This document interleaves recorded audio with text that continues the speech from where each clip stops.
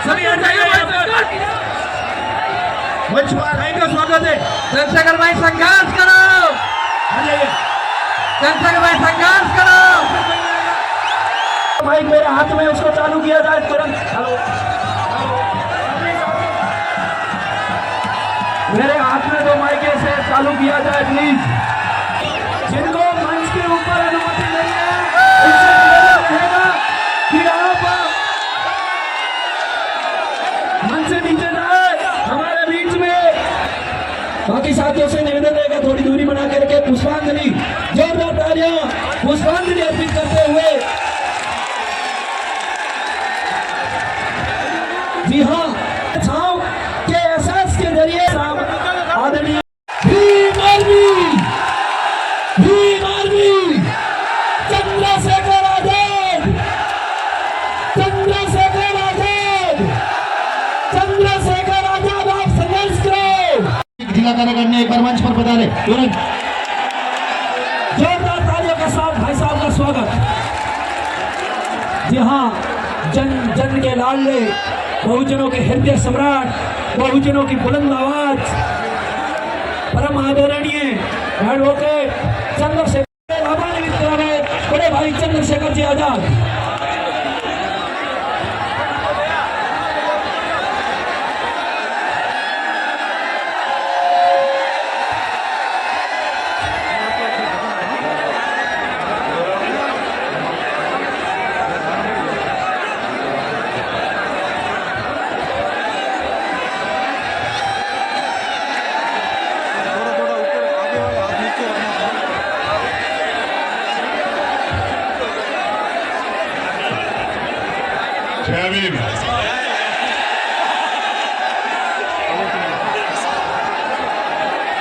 अगर आप इसी उत्साह में रहोगे तो फिर बात कैसे रखी जाएगी, आप बताओ।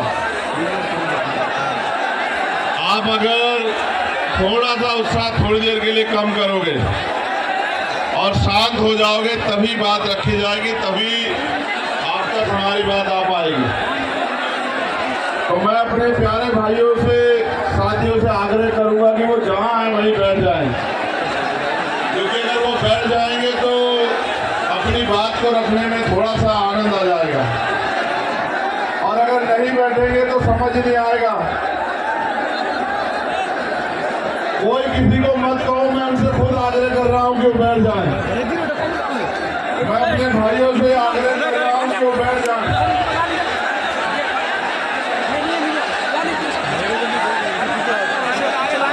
आपसे भी आग्रह कर रहा हूं बैठने का। इससे ये पता लग जाएगा कि हमारा कौन है और वो कौन है। जो हमारी एक आवाज में बैठ जाएगा उससे पता लग जाएगा कि वो हम में से एक है। बहुत जल्दी कीजिए, मुश्किल से 20 सेकंड बाकी है आप लोग के पास। ये इधर जो लोग हैं,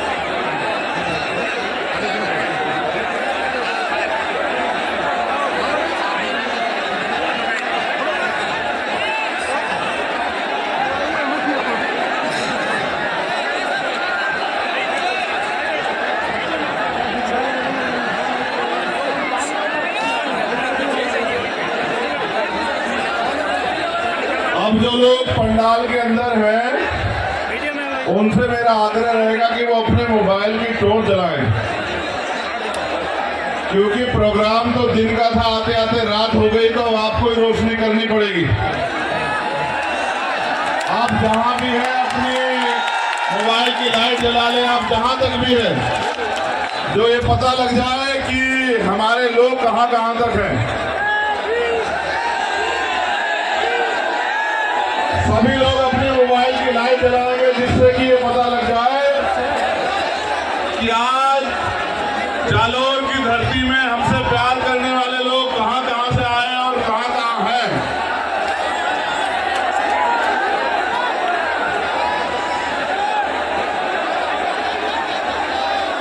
चलो शुरू करते हैं। अभी इन्हें जला के रखो, ये अच्छा लग रहा है। ऐसा लग रहा है भारत चांद पे नहीं गया, चांद जालौर में आ गया।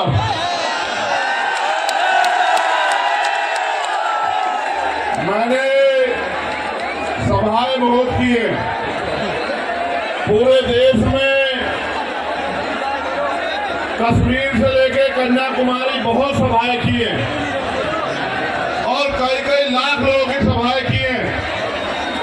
लेकिन आज जो जालोर में प्यार आपने दिया है, ऐसा कहीं नहीं मिला। बहुत बहुत धन्यवाद जालोर। और इतना प्यार मत दो कि ऐसा ना हो मेरा मन कर जाए जालोर में रहने का। और अगर कहीं मेरा मन कर गया जालोर में रहने का तो गैर बराबरी मानने वाले लोगों के लिए अच्छा नहीं होगा। मेरे प्यारे साथियों, सम्मानित बहनों, बच्चियों, माओ, बुजुर्गों, नौजवानों, मैं समय समय पे भारत की धरती पर जन्मे सभी संतों, गुरुओं, महापुरुषों, वीरांगनाओं को नमन करता हूं। और आज संविधान बचाओ यात्रा जो महामानव तथागत बुद्ध की धरती से शुरू हुई और आज जालोर जो सामंतवाद का गढ़ है, यहाँ यात्रा पहुंच चुकी है।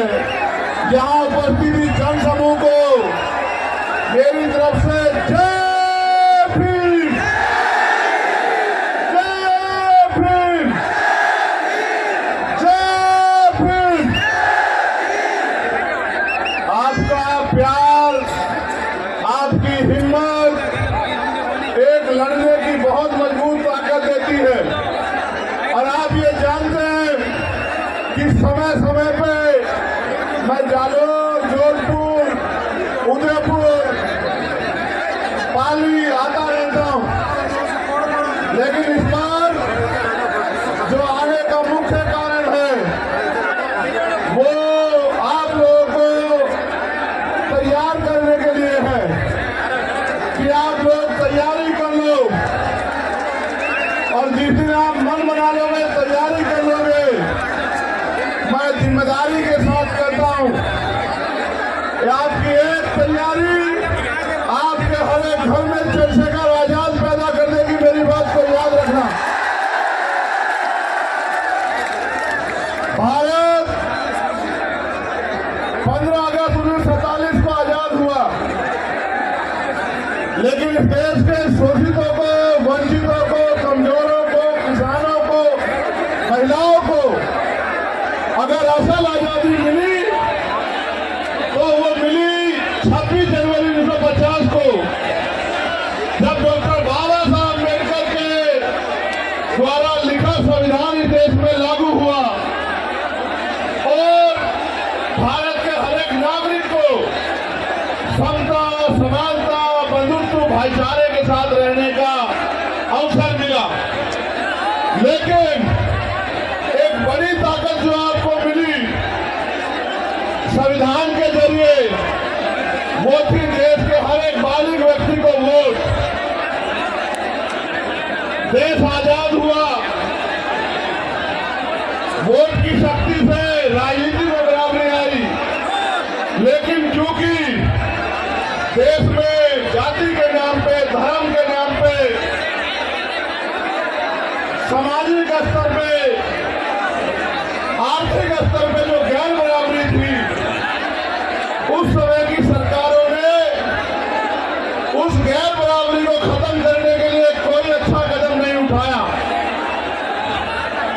धीरे धीरे अमीर अमीर होता गया, गरीब गरीब होता गया और आज ऐसा समय आ गया है कि देश की 90% पूंजी 10% लोगों के हाथ में है और देश के 90% लोग 10% साथियों से अपने जीवन को जी रहे हैं।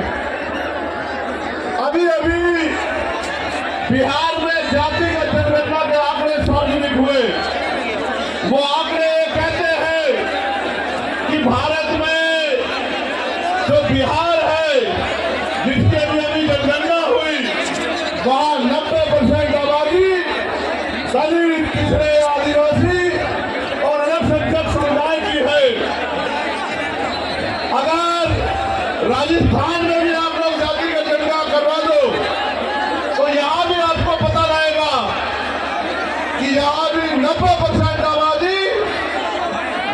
दलित, आदिवासी, पिछड़े और अल्पसंख्यक समाज की होगी। अब सवाल ये है कि जिनकी आबादी 90% है, उनके हिस्से में क्या है।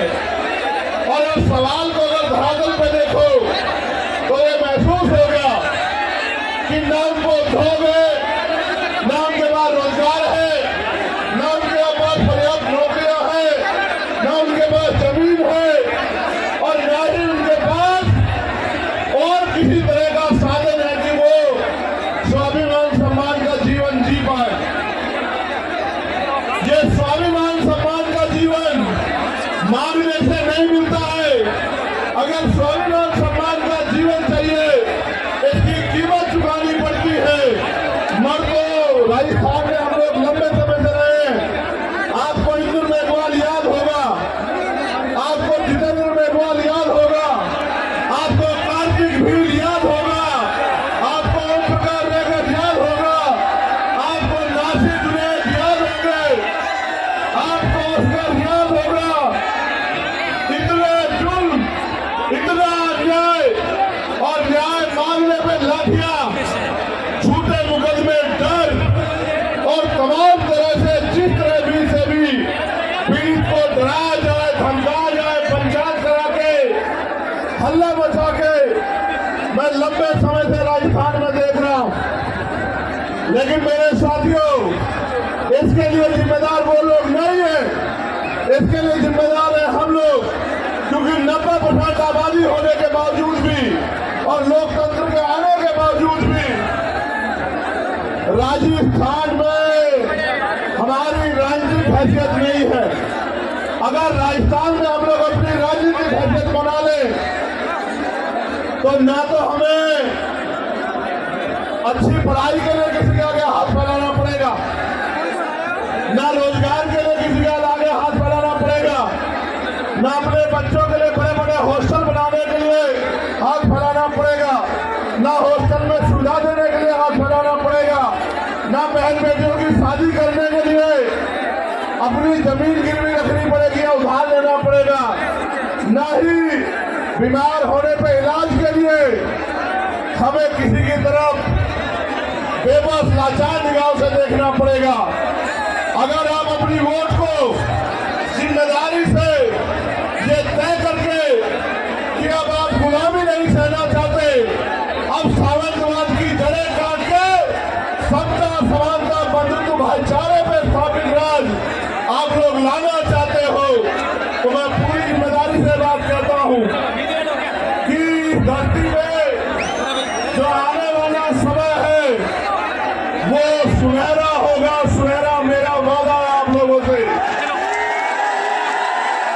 इसलिए मैं आपसे अपील करने के लिए आया हूं, अगर आप चाहते हो कि फिर किसी जितेंद्र के साथ, इंद्र के साथ, कार्तिक भील के साथ, ओम प्रकाश रेखर के साथ अन्याय ना हो, तो आप अपने पैरों पे खड़े होने के लिए तैयार हो जाओ।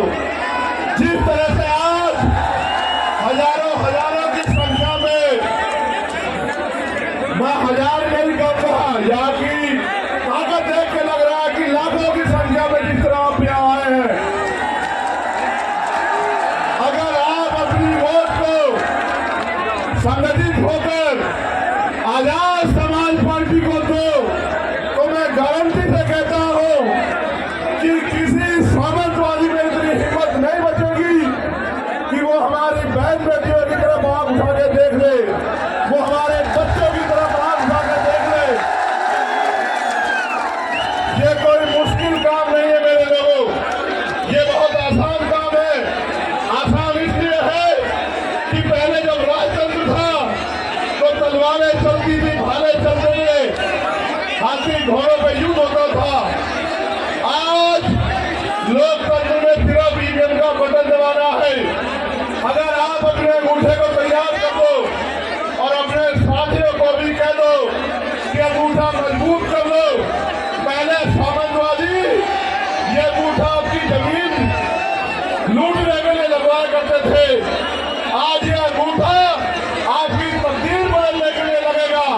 अगर आपने फैसला लिया तो मैं जिम्मेदारी से कहता हूं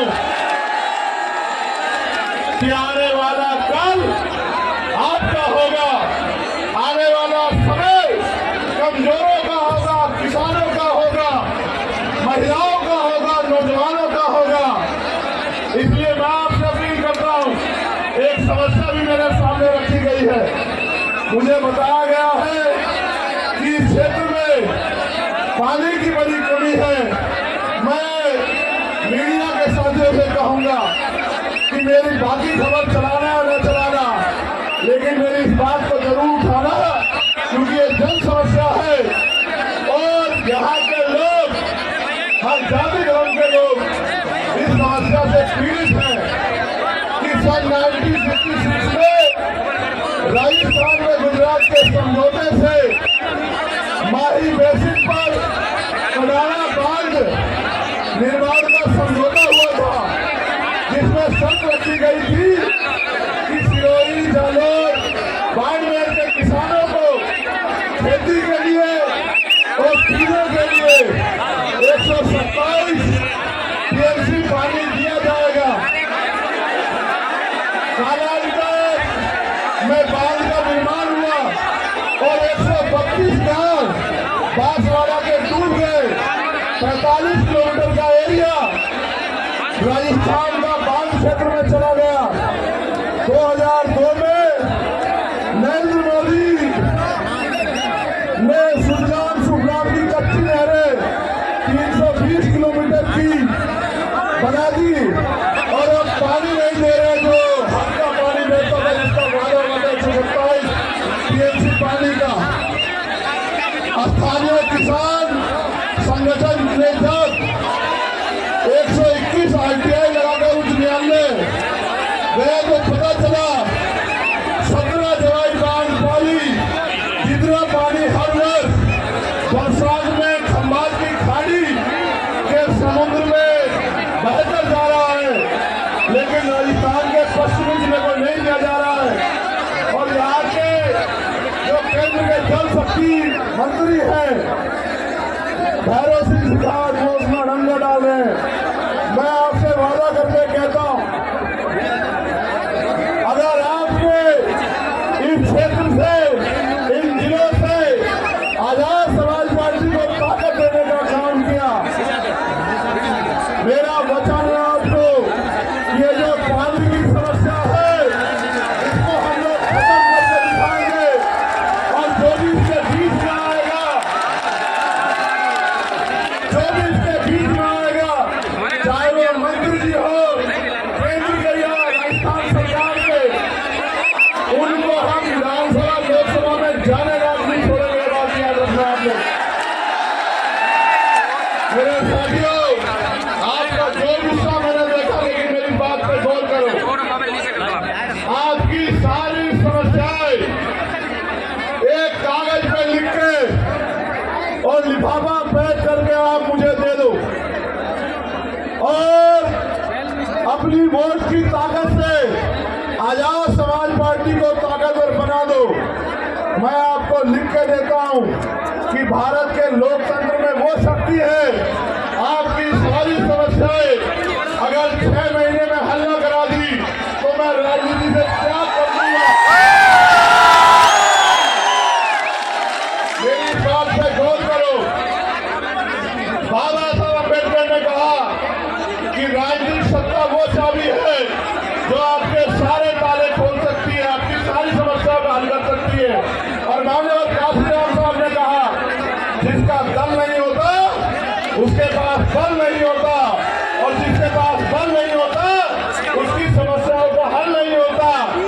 अगर आप अपनी समस्याओं का हल चाहते हो, सीना तान के इस क्षेत्र में जीना चाहते हो, रोजगार चाहते हो, जमीन चाहते हो, स्वाभिमान सम्मान का जीवन चाहते हो, जुल्म जातीय अत्याचार से मुक्ति चाहते हो, तो दोनों हाथ उठा के ऐसे मेरे साथ संकल्प करो कि इस बार हम आवाज लगा के संकल्प करो कि इस बार हम आजाद समाज पार्टी को अपने क्षेत्र से जिताकर भेजेंगे। ताकत हिम्मत देकर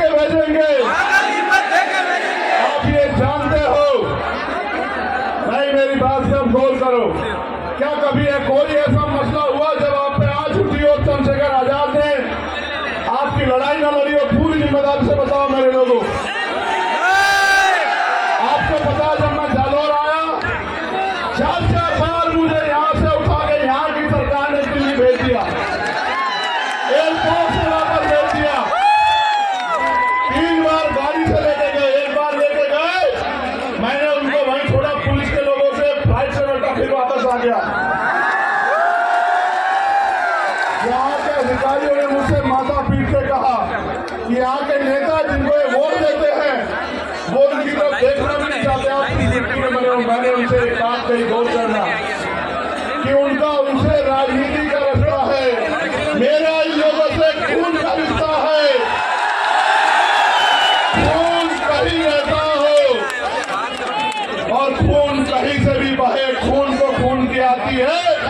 जब तक मैं इस क्षेत्र में, क्योंकि देश का आजाद लगभग हो गया है, इस क्षेत्र में भी सामंतवादी सोच के लोग सुधारने का काम नहीं कर रहे। आपकी वोट की शक्ति जहां हमें ताकतवर करेगी, वहां उनको कमजोर भी करेगी। और जब वो लोग कमजोर होंगे तभी उनको समझ आएगा कि किसी कमजोर को सताया नहीं करते।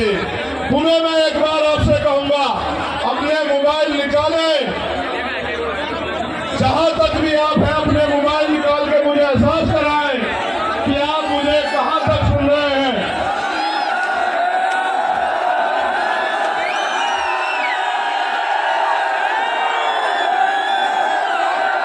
इधर वाले नहीं निकाल रहे मोबाइल, ये हमारे साथ नहीं है क्या?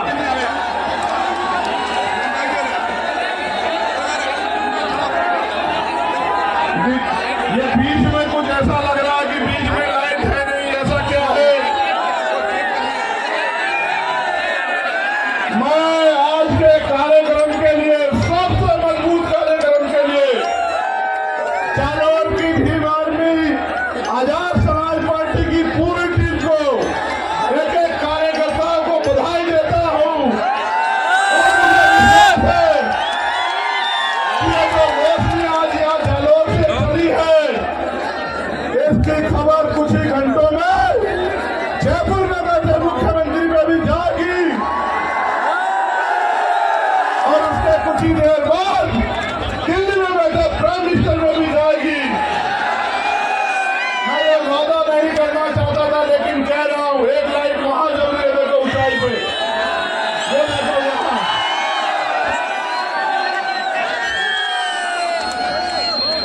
मैं आपसे वादा करके कहना चाहता हूं, मैं आपका नेता नहीं हूं, मैं आपका भाई हूं, बेटा हूं, अपना हूं। मेरा आपसे चुनावी रिश्ता नहीं है। चुनाव 2 महीने में खत्म हो जाएगा। मैं वचन दे के कहता हूं, जब तक मेरे लहू में, मेरे शरीर में लहू का आखिरी कतरा रहेगा, चंद्रशेखर आपके लिए था, आपके लिए है और आपके लिए रहेगा। अभी तो मेरे हाथों में कलम की ताकत नहीं है मेरे लोगों। जिस दिन कलम की ताकत मेरे हाथ में होगी, उस दिन देखना आपकी तरफ उठने वाली हर एक को, हर आंख को आपके सम्मान में झुकना पड़ेगा। मेरा वादा है आप लोगों से। अगर आपने विधानसभा चुनाव में मेरी हिम्मत बढ़ाई, तो लोकसभा चुनाव में मैं आपके बीच रहूंगा। मेरा आपसे वादा, इस बात को आप याद रखना। पूरी हिम्मत ताकत से रहूंगा। पुणे, आप सबको बहुत बहुत बधाई। ऐ मेरे गरीबों, कमजोरों, शोषितों, पीड़ितों, एक नया सवेरा आने वाला है। उठो, जागो और अपने भविष्य का फैसला वोट की शक्ति से अपने आप करो। आने वाला कल ऐसी रोशनी आपकी जिंदगी में लेके आएगा, जैसी रोशनी आज आपने मेरे सम्मान में की है। बहुत बहुत धन्यवाद। जय भीम, जय भारत, जय मंगल, जय जोहार,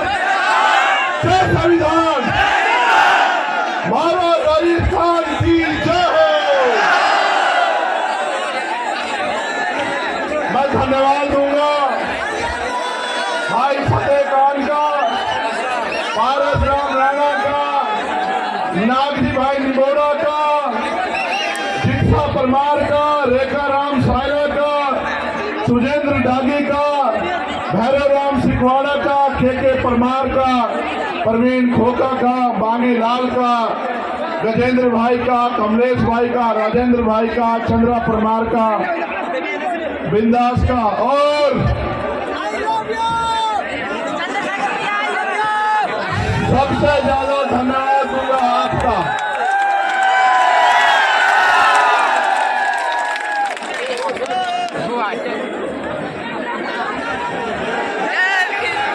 ये एक और काम की बात सुन लो। थामा ये राणा कुंभा जी की धरती, कुंजा जी की धरती, ये वीरों की धरती, और यहाँ के आदिवासी भाइयों को भी मेरा बहुत बहुत जोहार, धन्यवाद, जय भीम। अच्छा, तुम्हें याद है केंद्र मेघवाल वाला प्रकरण याद है, नहीं याद है? उसमें एक साथी याद है जो लाठियां खा रहा था, अखबार में छपा था। ये इसको देखो, मोतीलाल हीरागर को देखो।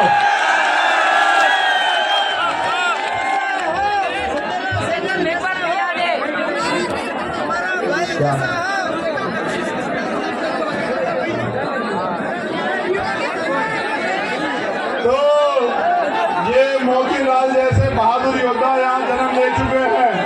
अब यहाँ आपकी बात मजबूत होगी। एक यहाँ संत रविनाथ जी थे जिनकी हत्या हुई थी, और मुझे लगता है अभी तक बहुत कोई कठोर कार्रवाई नहीं हुई है। मैं आपसे कह रहा था, आपकी जितनी समस्या उसकी लिस्ट बना के आप मोतीलाल को दे देना, और रिजल्ट आने के बाद अगर मेरे हाथ में यहाँ ताकत आपने दी, 6 महीने के बाद मुझसे सारी समस्या खत्म करवा लेना। मेरे आपसे वादा, धन्यवाद।